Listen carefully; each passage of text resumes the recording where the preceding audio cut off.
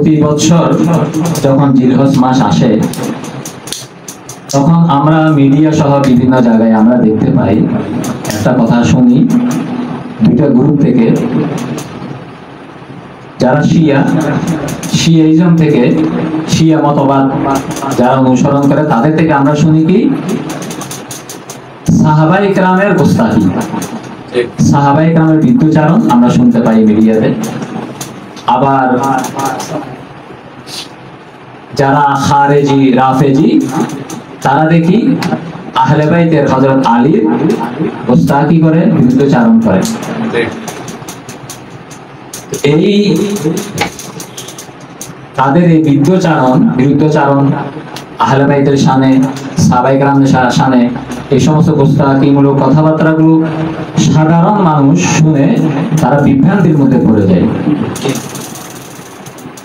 যারা শিয়াইজম ফলো করে, শিয়া মতবাদ ফলো করে, তাদের কথা হচ্ছে, তাদের দলিল হচ্ছে, তারা বলে থাকে যে 18ই জিলহজ 10ম হিজরিতে বিদায় হজ শেষ করে নবী করিম সাল্লাল্লাহু আলাইহি ওয়াসাল্লাম যখন গাদিরে খুম এই জায়গায় এসেছে, তখন গাদিরে খুমের ওই ময়দানের মধ্যে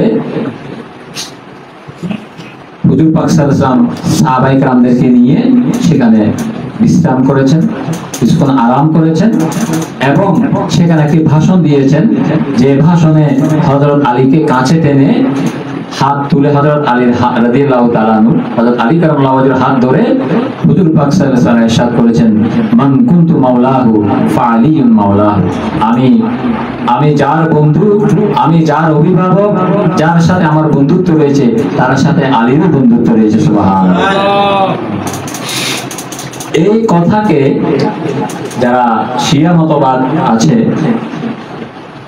তারা বলে থাকে যে নবী করিম সাল্লাল্লাহু আলাইহি ওয়াসাল্লাম সেই দিন হযরত আলীর খেলাফতের ঘোষণা দিয়েছিল। তো আমার এখানে প্রশ্ন, যদি হুজুর পাক সাল্লাল্লাহু আলাইহি ওয়াসাল্লাম খেলাফতের ঘোষণা দিয়ে থাকতো তাহলে উনি বিদায় হজের ভাষণের মধ্যে বলে দিতেন, যেখানে 1.25 লাখ সাহাবী উপস্থিত ছিল। সুবহানাল্লাহ।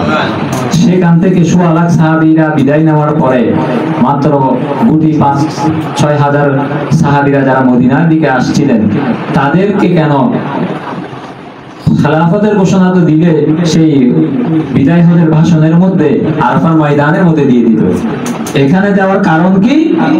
এখানে গনিমতের মাল নিয়ে এক সাহাবীর সাথে হযরত আলী কারামাল্লাহু ওয়াজহু বাক বিতণ্ডা হয়েছিল। তো ওই সাহাবী হুজুর পাক সাল্লাল্লাহু আলাইহি ওয়াসাল্লাম কাছে হযরত আলী কারামাল্লাহু ওয়াজহুর ব্যাপারে একটা অভিযোগ করেছিলেন, নালিশ করেছিলেন, যে নালিশটি হুজুর পাক সাল্লাল্লাহু আলাইহি ওয়াসাল্লাম পছন্দ হয়নি।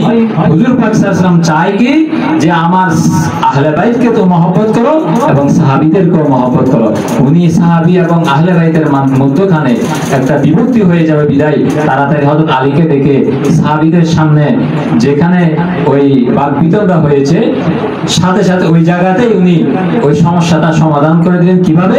যে মান কুনতু মাওলাহু ফাআলিয়ুন মাওলাহু, যারা আমাকে ভালোবাসো তারা আলীকেও ভালোবাসো, যারা আমাকে বন্ধু হিসেবে গ্রহণ করেছো তারা আলীকেও বন্ধু হিসেবে গ্রহণ করে। সুবহানাল্লাহ। এটা বলার মূল উদ্দেশ্য হচ্ছে এটা। কিন্তু যারা শিয়াইজম ফলো করে তারা বলে যে না, সেদিন আলীর খেলাফত ঘোষণা করা হয়েছে, কিন্তু হুজুর পাক সাল্লাল্লাহু আলাইহি ওয়াসাল্লামের ইন্তেকালের পরে হযরত আবু বকর, ওমর, উসমান এরা ষড়যন্ত্র করে এরা নাউজুবিল্লাহ খেলাফত নিয়েছিল। নাউজুবিল্লাহ মিন যালিক। এখন যেমন আপনাদের কাছে আমি একটা নবী করিম সাল্লাল্লাহু আলাইহি ওয়াসাল্লামের কয়েকটা হাদিস আমি আপনাদের সামনে সংক্ষিপ্ত আকারে তুলে ধরি। নবী করিম সাল্লাল্লাহু আলাইহি ওয়াসাল্লাম বলেছেন আহলে বাইতের শানে কি, ওয়া আনা তারিকুন ফিকুম সাকালাইন, আমি তোমাদের কাছে দুইটা ভারী জিনিস রেখে যাচ্ছি।